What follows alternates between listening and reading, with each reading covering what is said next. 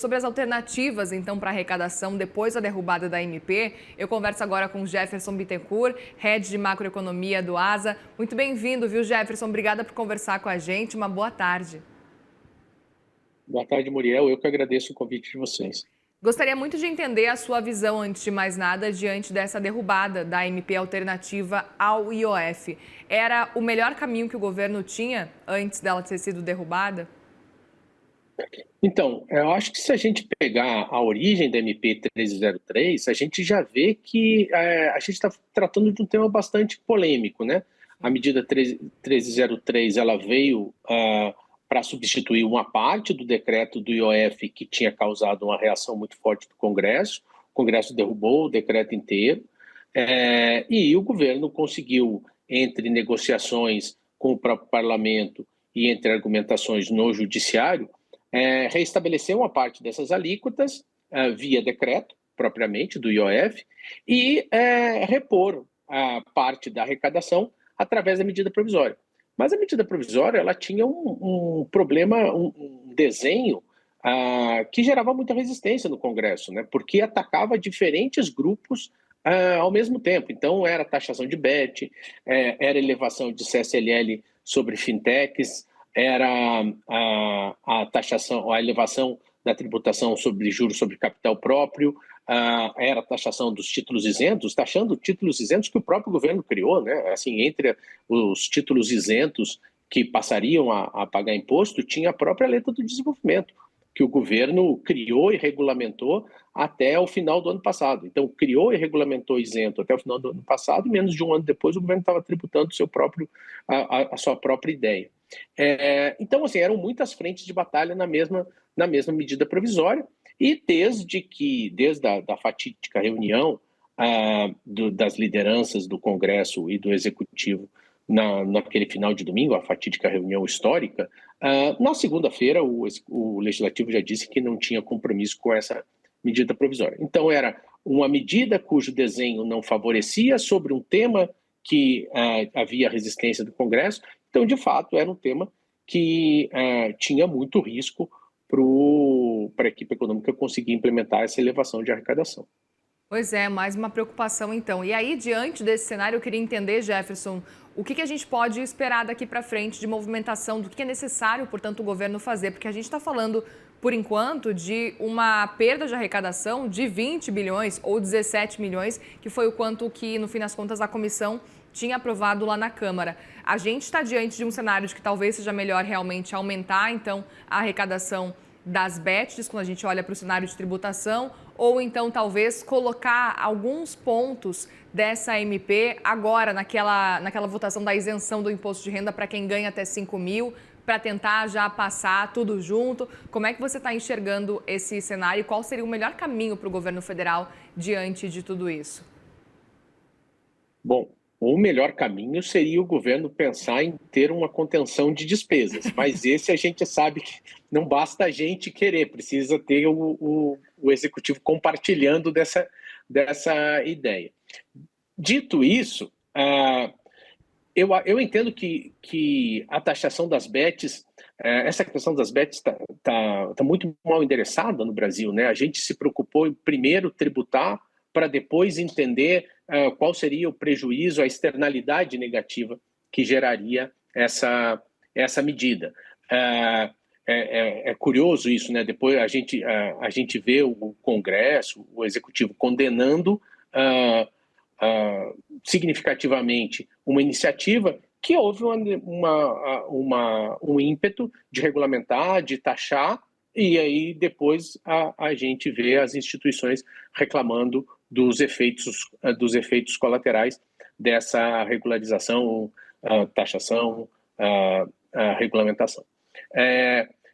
O coração da medida provisória, em termos de arrecadação, não estão nas BETs, não estão nem na taxação dos títulos isentos. O coração da arrecadação está na limitação do uso de créditos tributários. O governo alega que ele já tinha feito avanços em negociações com as empresas, que as grandes empresas estariam aceitando certas limitações no uso desses créditos. Essa estratégia de limitar o uso de crédito tributário, o governo vem usando há bastante tempo.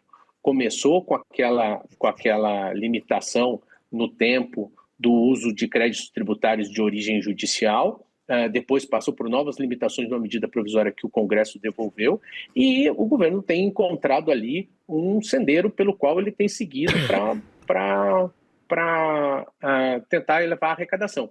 Eu entendo que esse até mais do que as bets, do ponto de vista da arrecadação, o governo deve se debruçar sobre o retorno dessa limitação do uso dos créditos. E aí, eventualmente, pode usar como veículo de aprovação o PL 1087, que é o da isenção do IR, que já está em tramitação do Senado, com um aspecto negativo, né? A inclusão teria que fazer o projeto voltar para a Câmara, que é algo que o relator no Senado não tem intenção de fazer. Pois é, outro ponto que eu queria entender é se, na sua percepção, a gente pode talvez acompanhar por parte do governo federal a volta da cobrança da forma como foi do IOF, como a gente estava vendo, que a gente viu que repercutiu muito mal, o próprio Haddad logo depois acabou voltando atrás, mas diante de uma necessidade para conseguir realmente arrecadar um dinheiro, a gente estava discutindo alternativas a esse aumento do IOF. Como é que você enxerga? Você enxerga talvez a gente voltando a discutir um aumento do IOF de novo ou não? Não vale tudo nesse caso para conseguir arrecadação? Eu entendo que o mercado já reagiu muito mal a essa iniciativa em maio, principalmente a essa associação de IOF com cunho arrecadatório, tendo como efeito colateral a restrição do fluxo de capitais, que não era visto com antipatia pela equipe econômica, a restrição dos fluxos de capitais. Isso gerou uma reação muito ruim em maio e os discursos que se sucederam à queda da medida provisória 1303, levantando a possibilidade de usar esses instrumentos de tributos regulatórios para recuperar essa arrecadação, é até curioso a gente ter na mesma frase essas duas expressões, né?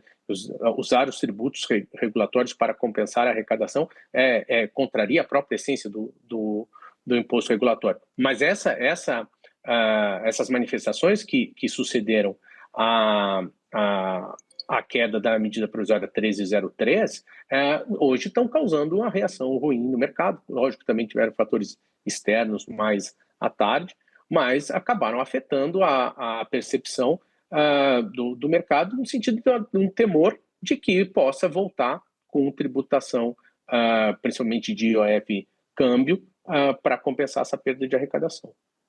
Perfeito. E aí aproveito também para perguntar quais os próximos passos que a gente pode esperar do governo daqui para frente, porque a gente sabe a gente está diante de um cenário de hoje mesmo a gente viu agora a divulgação de um novo programa social do governo agora, no caso imobiliário, a gente tem visto como o mercado está reagindo como um todo com a preocupação fiscal, levando em consideração que ano que vem tem ano eleitoral daqui para frente.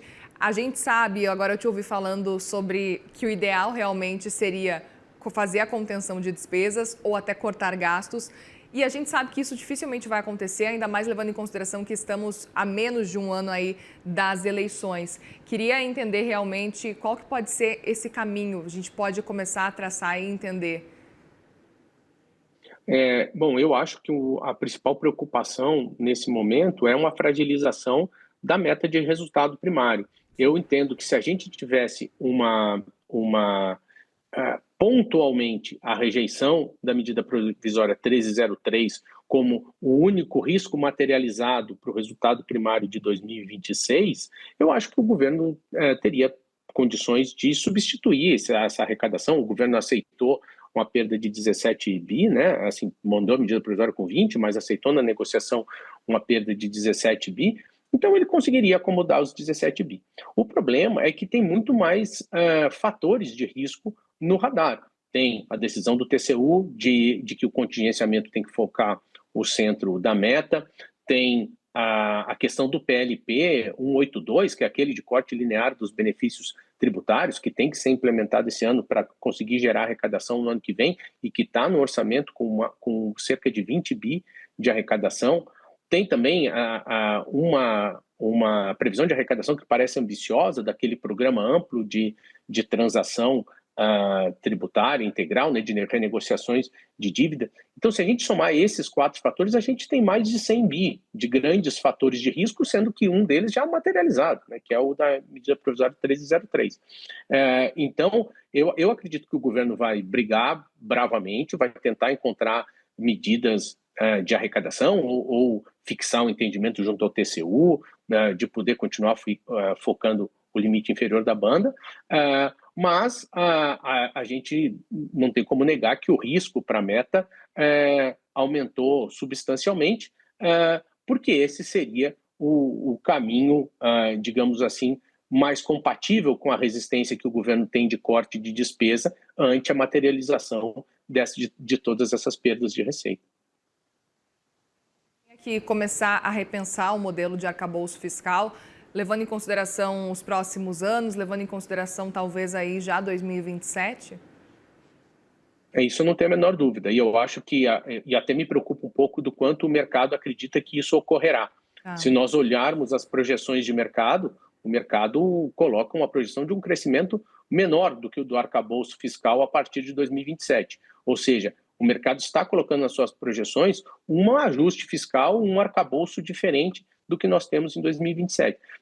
Eu acho que é uma espécie de profecia autorrealizável, assim, ou, na verdade, uma manifestação de desejo. O mercado gostaria muito que fosse revisto, até porque o arcabouço ele tem engendrado nele uma melhora muito lenta do resultado primário, incompatível com a velocidade de crescimento da nossa dívida. Muito bem, nós conversamos com Jefferson Bittencourt, head de macroeconomia do ASA. Obrigada mais uma vez pela conversa aqui. Volte sempre, viu? E esperamos que com boas notícias. Obrigado, Muriel. Boa tarde para você. Obrigada, uma boa tarde.